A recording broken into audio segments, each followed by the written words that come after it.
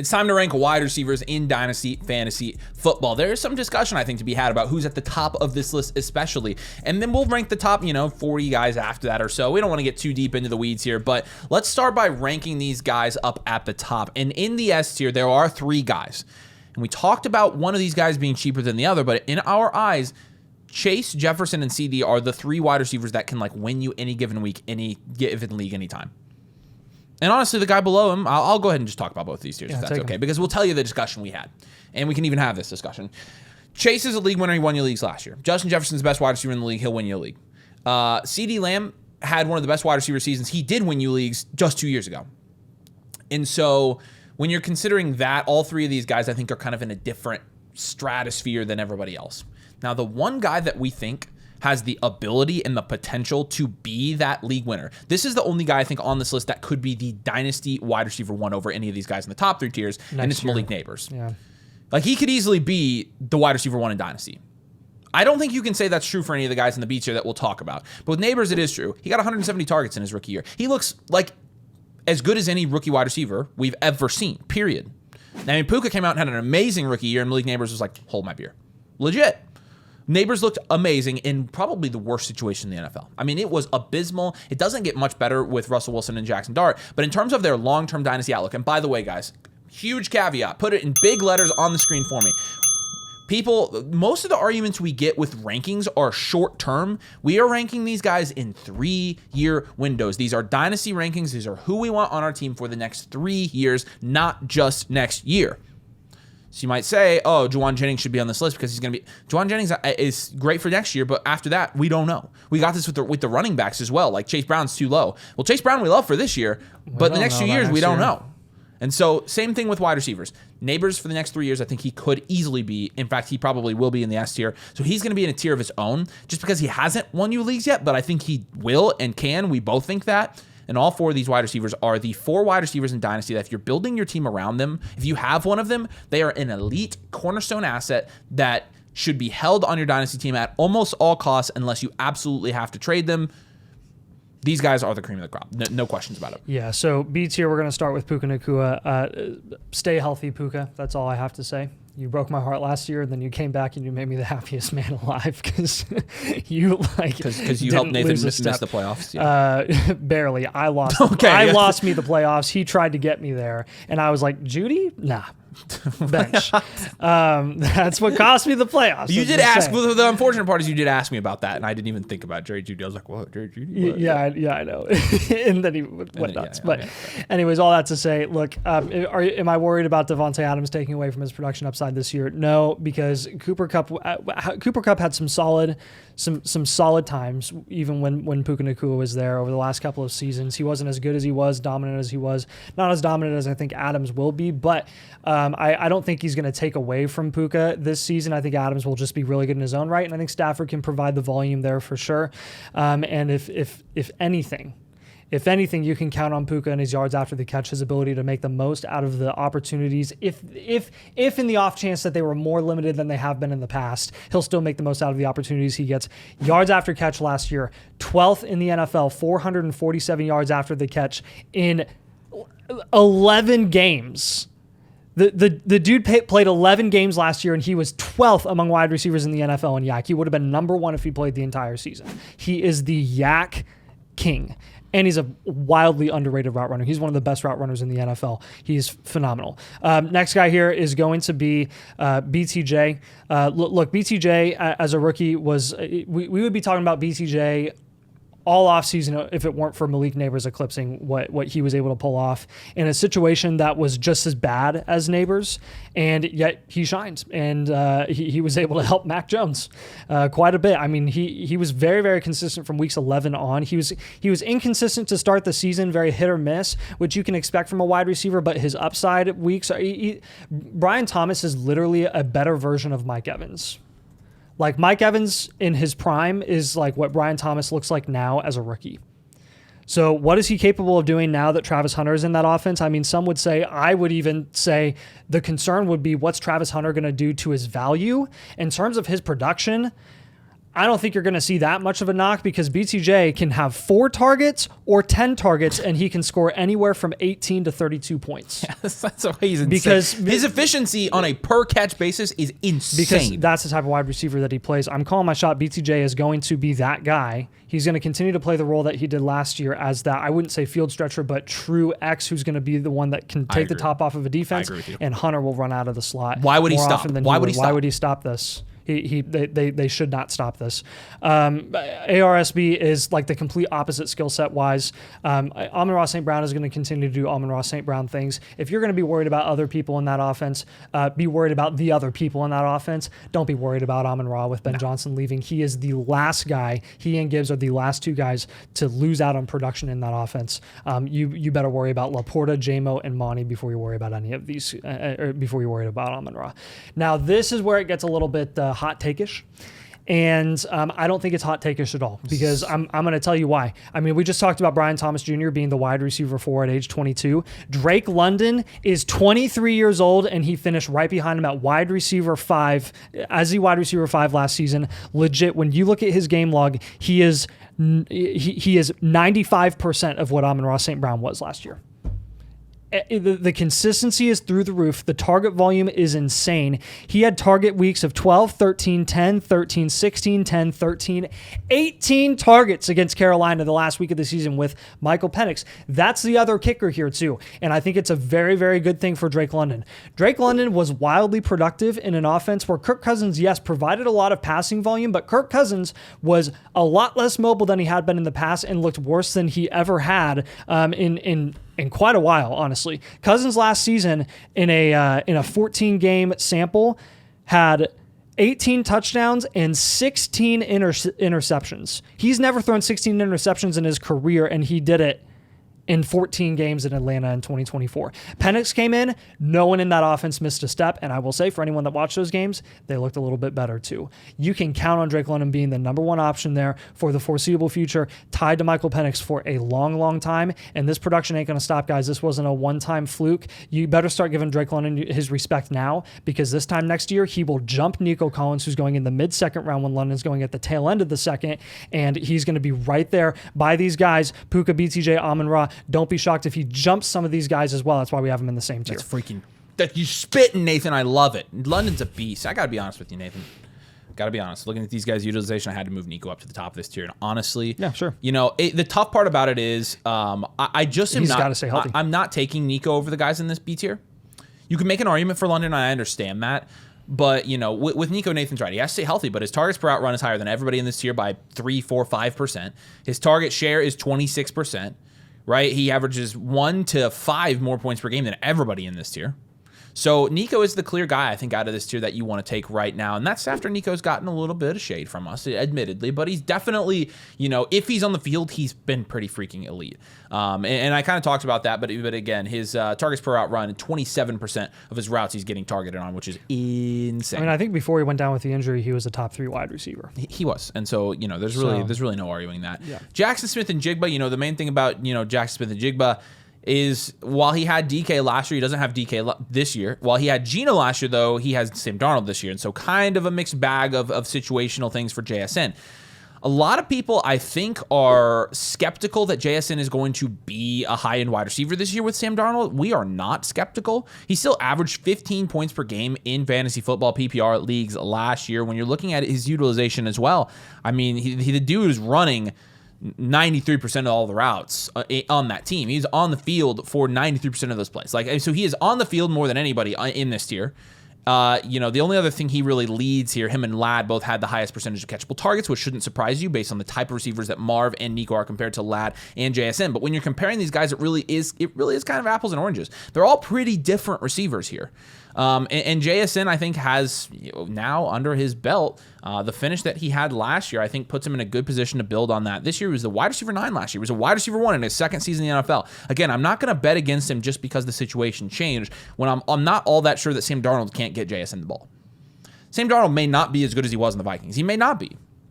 But I think he's good enough to get a slot wide receiver like JSN the ball, or at least a hybrid wide receiver, depending on what you want to call him. So Marvin Harrison Jr., obviously this is more of a, you know, shot called, I would say, just because even though it's not a bold shot, I mean, he's the best wide receiver prospect we've seen in the last 10 years, right? And we just expect him to take that leap. And so we are going to continue to say I think Marvin Harrison Jr. could jump up a tier next year. Really, the only thing that he led in of the guys in this tier is ADOT and air yards. And that was a pretty good indicator of how he was utilized last year. If he's utilized better and if Kyler's better at getting him the ball, just being honest. Like if those two things improve, I think Marvin Harrison Jr. improves by default. And then if Marv himself plays better, I think you're looking at a really good situation for Marvin Harrison Jr. next year. And then Ladd McConkey, and you can make the argument, hey, I want to, again, with the guy, here's the rule with the tiers. If they're in the same tier, shuffle them around any way you want, and we're totally cool with it. If you want Ladd at the top of this tier, fine. If you want Nico, fine. I don't care. But Ladd, the one thing that stood out with Ladd, 36% play action targets, 36%. And it's absurd, and it's a Greg Roman offense. It's exactly right. 26% target share as well. And so, Ladd even last year was the wide receiver 12, right? Wide receiver 12, wide receiver 13. I mean, he was... Yeah, wide receiver 13. Yeah, wide receiver 13 in PPR leagues. I mean, he had 112 targets. And so really what stands out with Ladd is even though he's getting a high percentage of those targets in that offense, 26%, he's still... That 26% being 112 targets tells you that's a run-first offense, right? Mm-hmm. But with Ladd McConkey, he, from a reception perception standpoint, you're looking at that, I mean, his reception perception was amazing. He is truly one of the best wide receivers in the NFL. I think the utilization kind of sucks because of the offense he's on, but the fact that he was able to be almost a wide receiver one in that offense tells you everything you need to know. He's an absolute star. He's a stud wide receiver, and he's a great dynasty asset. I think that he's pretty safe as well. So we always end up having this conversation about the top wide receiver prospects in every single rookie class, and you kind of have to figure out where they end up belonging. And I think it's even tougher in this class because you don't have the Marvin Harrison Jr., Malik Neighbors, JSN level prospect that we've had in past years. But you still have Travis Hunter and Ted McMillan who are very good in their own right. They're kind of the cream of the crop of this year's class. And they're kind of settling here in the D's tier. And I'll say this is a conservative landing spot for where we ended up putting them in our wide receiver rankings, but I think deservedly so. I will call my shot now. One of these guys will be in the B tier this time next year, up there with Puka, BTJ, Amon-Ra, and London, and one of them will stay here. Because one of them is just going to have an okay season and the other one is going to exceed expectations most likely. That's just kind of the trend that you see every single year is a lot of those guys that get really good draft capital, one of them disappoints, the other one blows us away. Last year, we were spoiled with a lot of guys that blew us away. Travis Hunter, obviously tied to BTJ. You heard me touch on this earlier with BTJ. I don't think they're necessarily going to hurt each other's production. The value and what's going to happen with their with that fluctuation there is going to be kind of another conversation. Will Hunter jump BTJ because of the household name, Travis Hunter? If he matches or gets close to, if his production is 80 to 85% as a rookie of what BTJ's is this year, then he's going to be value equivalent to BTJ. Ted McMillan is Bryce Young's wide receiver one. I mean, you saw what the wide receivers in the Carolina Panthers offense did last year, especially once Bryce Young came on towards the end of the season. I mean, they were pretty solid. Coker had a couple of good games. Adam Thielen came back healthy off of IR, and he started producing again at 34 years old.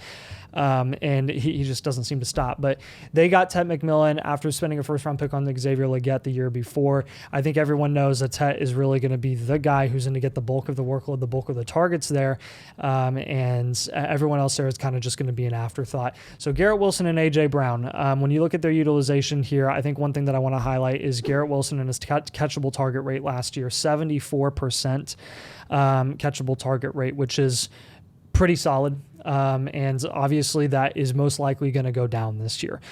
Aaron Rodgers, despite his shortcomings as a 40-plus-year-old quarterback at the NFL level at this point, is better than Justin Fields as a passer, and it's not particularly close. You are going to have to expect a high volume of targets again this year for Garrett Wilson, with probably just a lower ceiling, might I suggest. He had 154 targets last year. He's going to have to get that, if not more, this year to kind of maintain what he did in 2024 with Aaron Rodgers and, even Devontae Adams in that offense towards the end of the season. Adams actually coming into that offense helped Garrett Wilson produce more consistently, and now there's no more Adams, and it's just a worse offense overall. And maybe that's a hot take because the Jets sucked last year anyways, but I don't think anyone's expecting outside of irrational Jets fans for the Jets to actually be good this year. That being said, Garrett Wilson is still 24 years old. His targets year in and year out are phenomenal. 147, 168, 154 the first 3 years of his career. We'll see where he ends up long term, if he'll be a Jet forever or if he'll go somewhere else. But I will say Garrett Wilson is very, very safe and insulated as a dynasty asset right now, which is why I don't think you can rank him much lower than this. And he's a pretty good investment as a reload. A.J. Brown at the tail end of this tier is he's older. He's a seasoned veteran, and he's just not slowing down. His production slowed down a little bit last year, where he had a couple of he was a little more boom bust than he usually is in an offense where Saquon had a record-breaking year, and Jalen Hurts continued to kick butt in the run game and get a ton of tush-push opportunities. Is that going to change this year? Probably not, but I will say, I mean, with only 97 targets in 13 games last year, finishing as wide receiver 20, he was still a top 12 wide receiver in points per game on the season.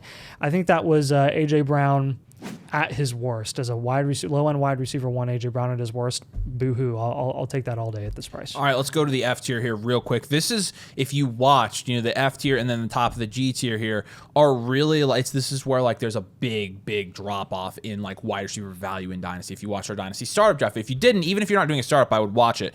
If you want a little Dynasty domain tip, you want to find all of our secrets and the best stuff to help you win your leagues. It's usually in the videos that don't get a million trillion views. Those are the videos where the good stuff is in. And this is where that startup video tells you as much about the wide receiver market and the Dynasty market as you need to know, period. T. Higgins, now in the contract with Joe Burrow in that offense. There's really not a ton to say here. He was a wide receiver one in points per game last year. Obviously, he needs to stay healthy, right? And so, with that, Rashee Rice kind of in the same situation, coming off of a serious knee injury. But Rashee Rice would be in the A tier had he played a full season last year. And T. Higgins, if he played full seasons, would be in the C tier, if not the B tier. So both these guys, yes, they have questions, but they offer more upside in this value range than almost any other receiver. And so both of them, you're taking pretty clearly over everybody in the G tier, but you do have to acknowledge they do have questions. And so again, we talk about the tier drops, we talk about the tier drops, and we talk about how you're building your wide receiver rooms in your Dynasty League, how many wide receivers you should have. We can help you do that. We look at each team individually, and we try to figure out what the best build is for your team with your team archetype, your 3-year outlook, and the moves you should make, what your wide receiver room should be built like. And you can get a free team blueprint.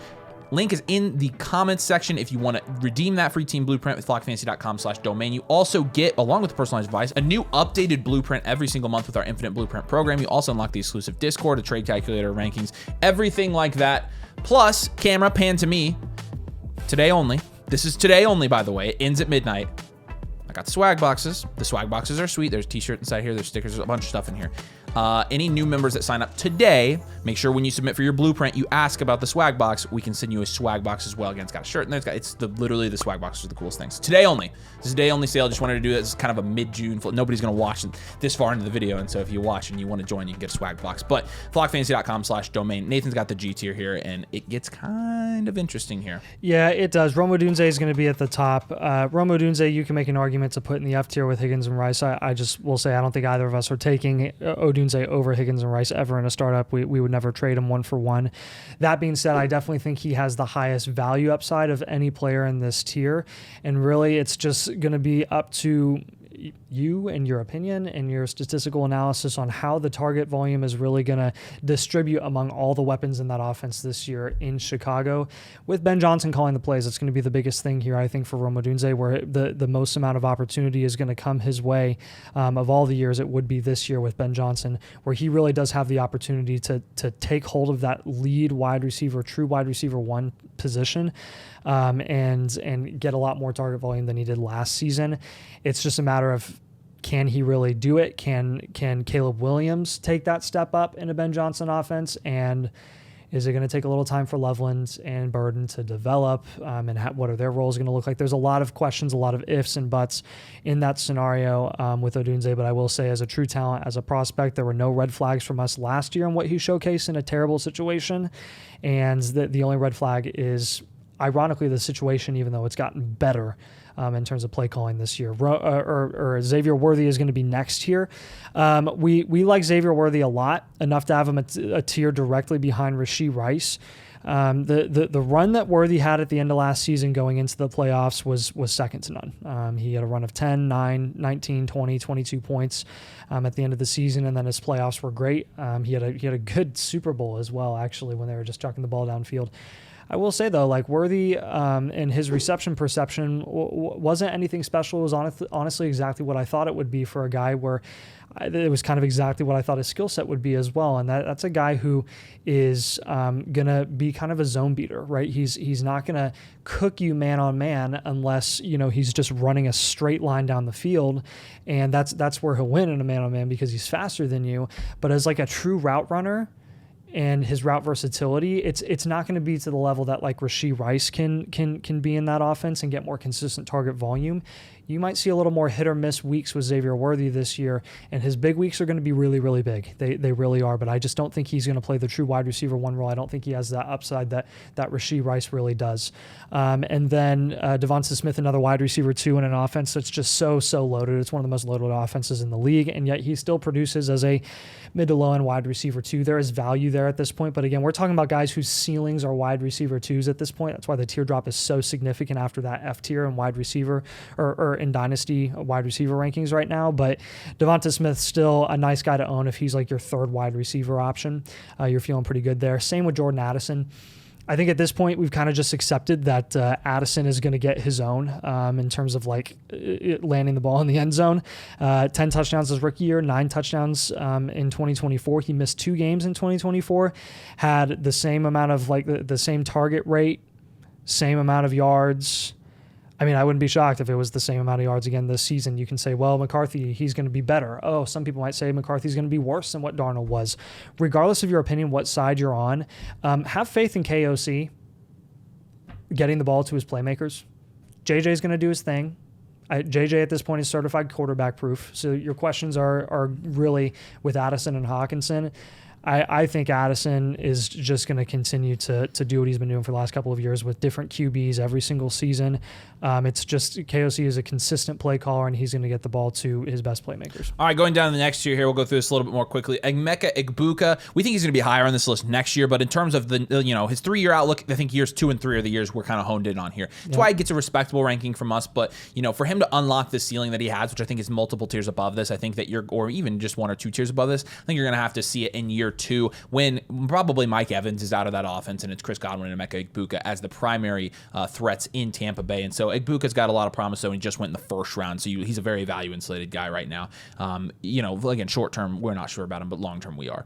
Zay Flowers, the wide receiver 31 and the wide receiver 25, he's never even been a wide receiver 2 in fantasy football. And that's worth noting because he's played pretty much full seasons, and he had 1,000 yards last year, but he only had 4 touchdowns. And the other thing is he only had 74 receptions. His yards per reception was 14.3 last year, and the touchdowns were largely taken away by a man named Mark Andrews, who ended up having a pretty big touchdown streak here at the end of the year. But Flowers, while he's a solid flex spot option, he does have a pretty cap ceiling, and to me, he's kind of in that range of wide receivers that I pretty much avoid.